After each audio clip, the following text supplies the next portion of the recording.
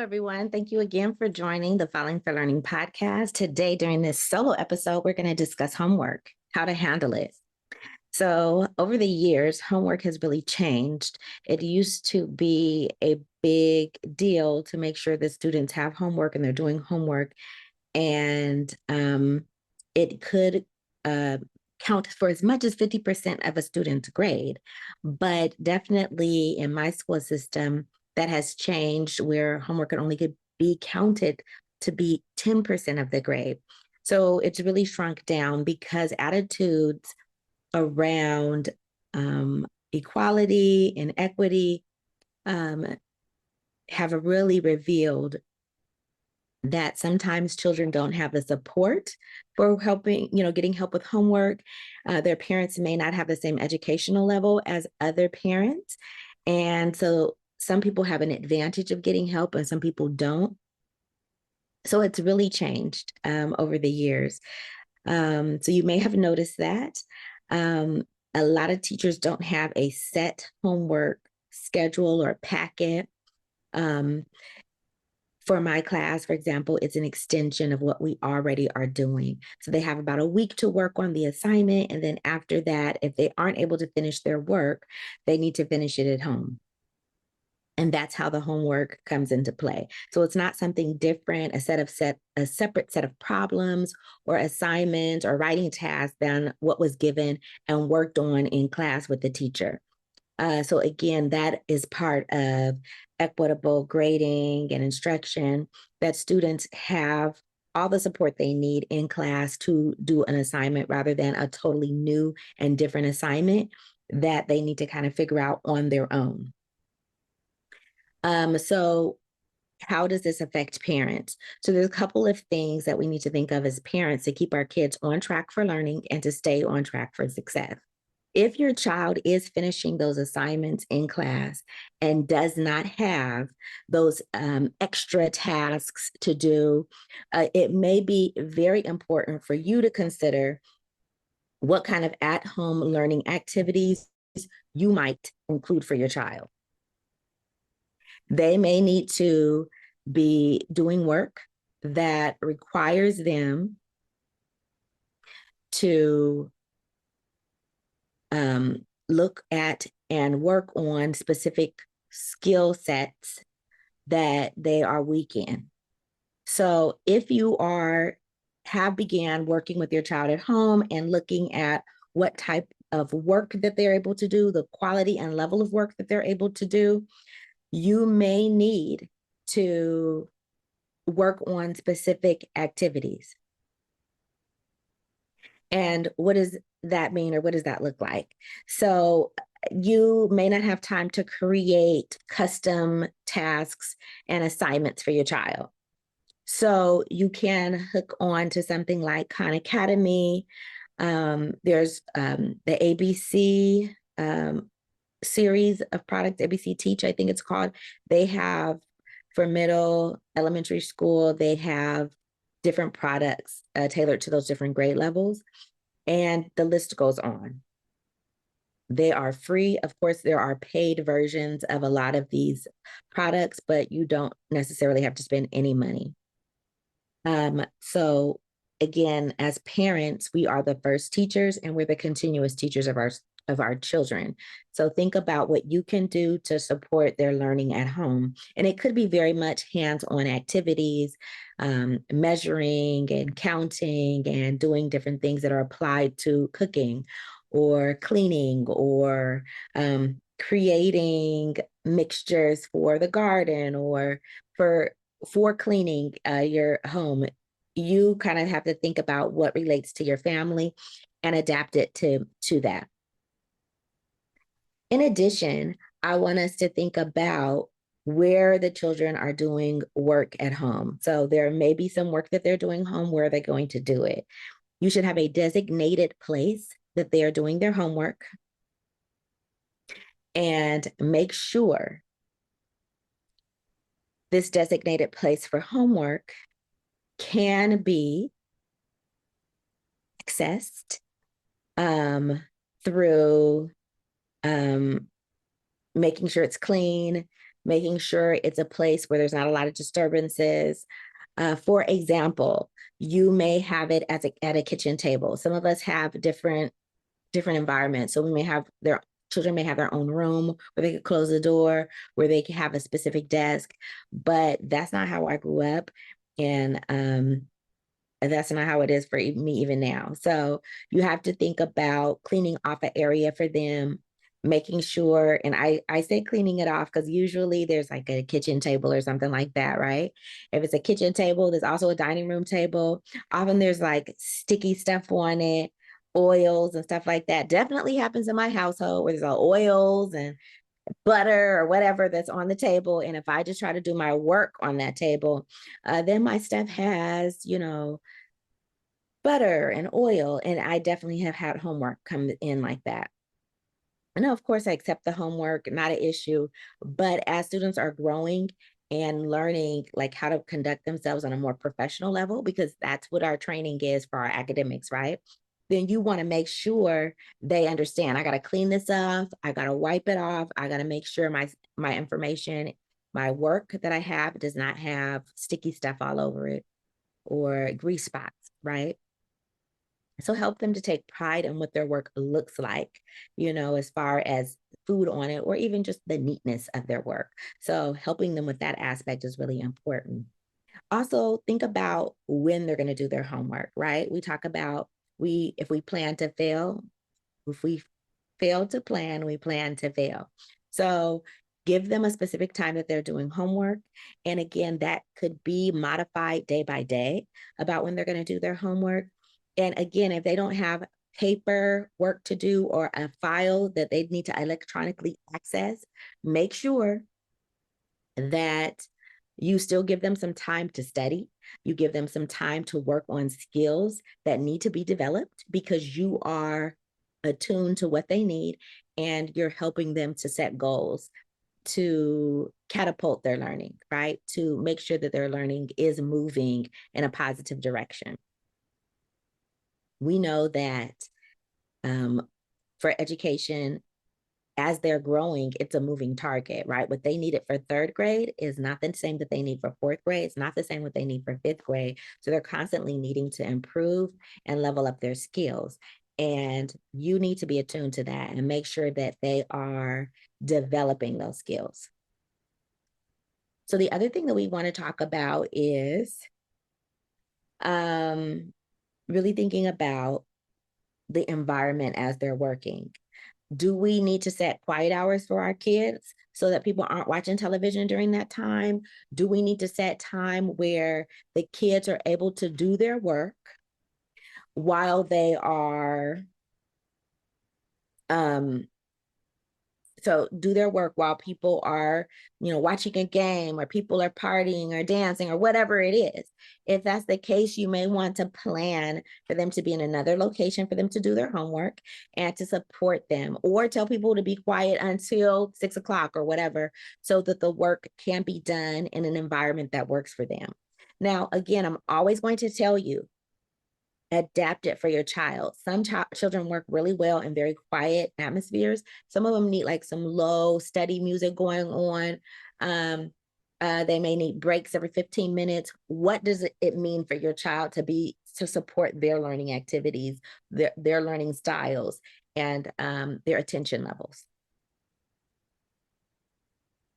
It's important that you are paying attention to that. And you might set something and then it adjusts over the years because they're learning, they're growing, and they're changing. And so they may need something different that they needed in third grade than what they need in fifth grade. So check in with them, see what they need, and be attuned to what they need and help them to recognize and learn what they need and what's best for them.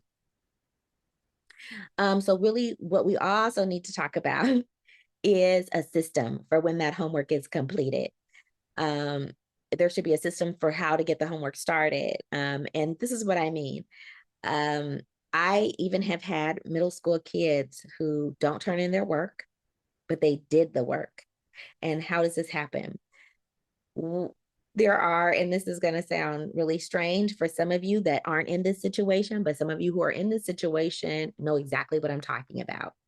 Some of us are very organized parents and very like attention oriented, like detail oriented.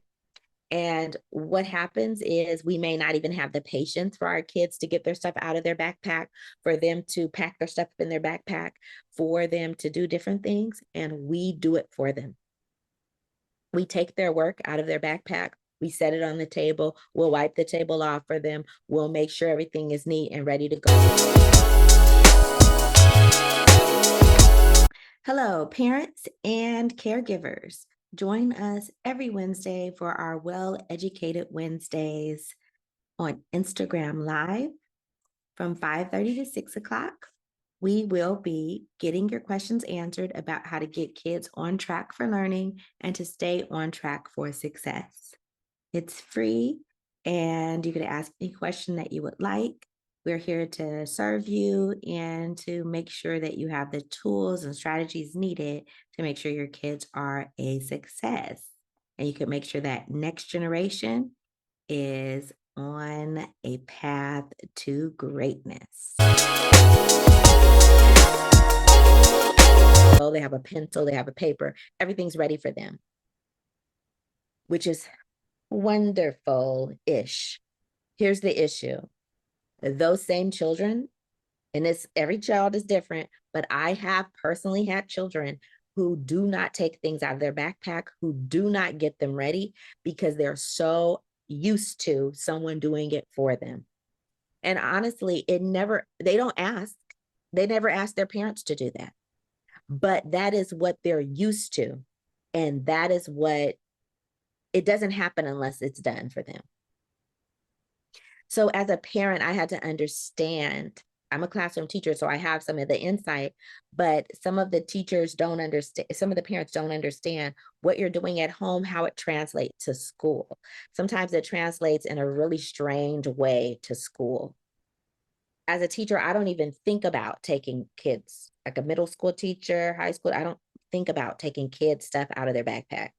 Now, there are some, which is another topic, like backpack searches and stuff like that, but I don't do that. Someone else does that. If they do it, I don't do it. I'm not involved in that. So I don't know what's in the kid's backpack. I don't look in their backpack. I don't have anything to do with their backpack. So it's important for you to know that your child has to take responsibility for those things at home in order for them to feel comfortable enough to do it at school. If they're not doing it at home, oftentimes it doesn't happen at school.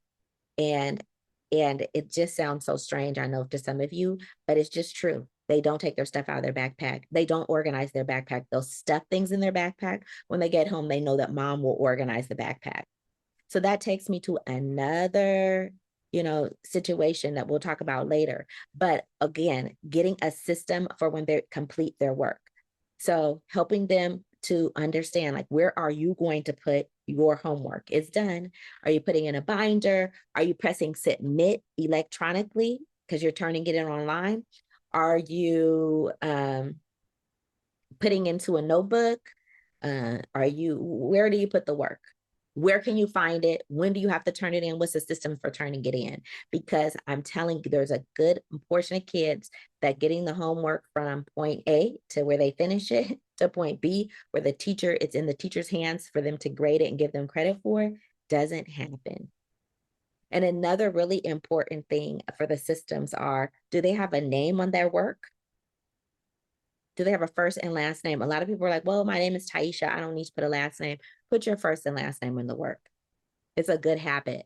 I have had a couple of kids over the years, like my first year teaching, I had a young man. He did not know how to spell his first name or his last name. Interesting, because he didn't go by his first name. He used a nickname, and it was a shortened version of his name, but he did not know how to spell his first name or his last name. So I really make it a point to have all my kids write their first name and last name, because that student was in 4th grade. So that's a habit that continues. Some teachers don't think that's important, and they let them just put the shortened version of their name. They don't know how to spell their name. Wasn't until state testing I realized that kid did not know how to spell his first name or his last name. And I was a first year teacher, but I do want to be clear that your child may have a first year teacher or a teacher that's in a couple of years, and they don't know that the importance of them writing their first name and last name on the papers. Um, First and last name and date on papers. And if some teachers have a specific heading that they want, because they have many classes, it helps them to classify where this assignment goes. And so that's very important. Where does that assignment go? And helping them to identify where it goes.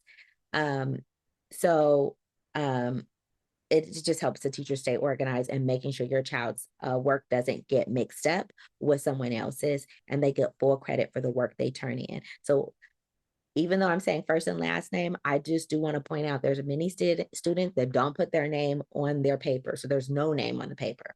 So I may have hundreds of papers, sometimes thousands. Back in the day, I have a lot more like electronic work. So it's not the same piles of paper that it would have been in the past. But they don't get credit. So I've had students who just, this teacher keeps losing my work, right? They blame it on the teacher. They just keep losing my work. She's so disorganized, blah, blah, blah. And I would keep the no names. And then they would go through the no names and they'd be like, oh, this is my work. This is my work. This is my work. But they really have developed this thing in their mind. Oh, this teacher's disorganized. They keep losing my work. She keeps losing. And it's like, you did not put your name on your paper several times. But a lot of people don't think internally, like, let me do something different. They just blame it on someone else. So, and even a couple of years later, there was a student who was really saying, that teacher loses my work. She's organized. She lost my work. And we had already established that that student did not put their name on their paper, but if they're out there telling that story, it is what it is. It's crazy. Anyway, so these are things that you need to be aware of for them. Did they put their name on their paper? Again, don't write their name on their paper. I see parents do that all the time too with younger kids. Have them put their own first and last name on the paper.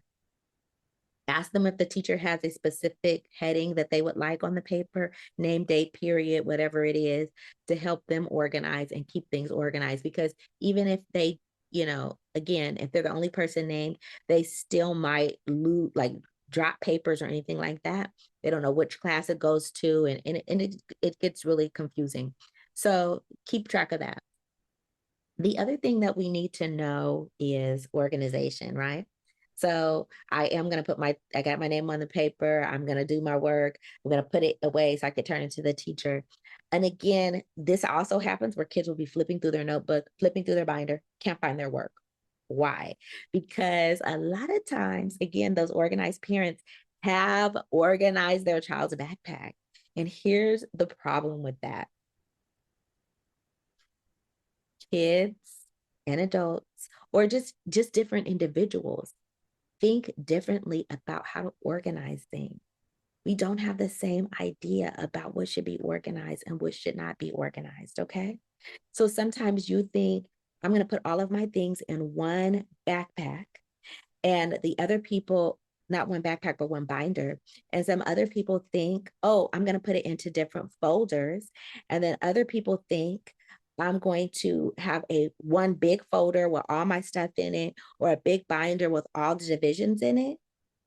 And so it's really important that you understand that different people have different ideas about how things should be organized, and they should be really focused on keeping the work organized according to what works for that child. Because again, they're at home doing their work, turning the work in. And if it's organized by you, it's according to your thinking, and you know exactly where it is, but it's not according to the other person and what they're thinking. So that's really important that we focus in on what works for the child, how do they think organizationally, and honor that, because they're the ones who need to get things out of it, put things into it, and you could help them maintain it by doing a check-in with their work. So that takes me to the next thing, checking in. And I said this and I've addressed it before, but let's say we have a kid who said, oh, my homework is done, I don't have anything to do. And maybe you don't feel like they need any extra work or whatever. That's up to you. Obviously, as a parent, whatever I talk about, you got to adapt it to your child and see if it makes any sense for them. You're not off the hook. You need to say, log into the computer. Let me see the document that you turned in. Take your work out of your notebook. Let me see take it out of your binder. Let me see what it looks like. Let me see what you did. Explain what you did. Explain why you did it like this, whatever. So don't just say, okay, you're done with your work. Good, good, good. We're going to part ways. No, I need to see physically with my eyes what you've turned in. I need to read over it. I need to see if it makes sense. I need to look to see your math. I need to see if your quality of work. Now, parents, give them some feedback. Give them some positives. Always give positives, even if you think it looks a mess. Even if you think it looks a mess, give them some positives. Do not bother them about all the negative things, but give them some positives and then give them a couple, one, maybe one. If they already have like a really negative attitude towards learning, give them one thing that they could work on to improve their writing or reading or math or science, whatever it is. Again, you may not be responsible for checking everything, but you could see if they're getting things done, and you can ask them questions and see if they know what they're talking about. Try to get them to talk about using the language of the discipline, right? I'm talking about, like, we're studying molecules and we're looking at biochemical reactions, whatever it is, right? Have them use that vocabulary. It gives you an idea if they know what they're talking about or not. We're just working on science. We're learning some things about all these like different things, not working. Like, I'm not convinced you know what you're talking about. So really, be up on that. So just to review, make sure there's a time and a place that they're working, make sure it's cleaned off, and help them do that themselves. Really, all the things I'm talking about, you want to be handing off responsibility to them. So it's not about you organizing their notebook. You could let me see your notebook when you do that homework check-in. Let's see how your files are organized. It could be electronic files. It could be paper files, paper notebooks, whatever it is. Let's see what you're doing. Okay, let's make sure we get our papers together. And again, you could supervise them, do as little touching as possible of the work. I know it sounds crazy, but your job is to work yourself out of a job. So they're independently doing these things, okay? And that they're able to function without you, okay? All right, parents, you got this. You got brilliant children. Remind them that they're brilliant and give them a couple things they could work on. Maybe one if they already have a real negative thing, and just keep building them up. Remember, keep your finger on the pulse of what's going on with your child's learning. Let them know that you care. Let them know that it's important. It will be important to them. Again, thank you for joining us.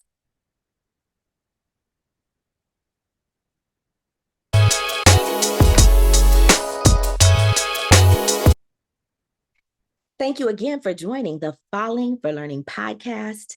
I am TD Flinall. We drop new episodes every Saturday at 5 p.m. Join us on YouTube at youtube.com/@fall4learning. youtube.com/fall4learning. You can also catch us on Spotify, Apple Podcasts, all the major podcast platforms. And we appreciate you for joining us and making sure that you have the tools and resources to make sure your children are on track for learning and can stay on track for success. Have a great week. Thanks again.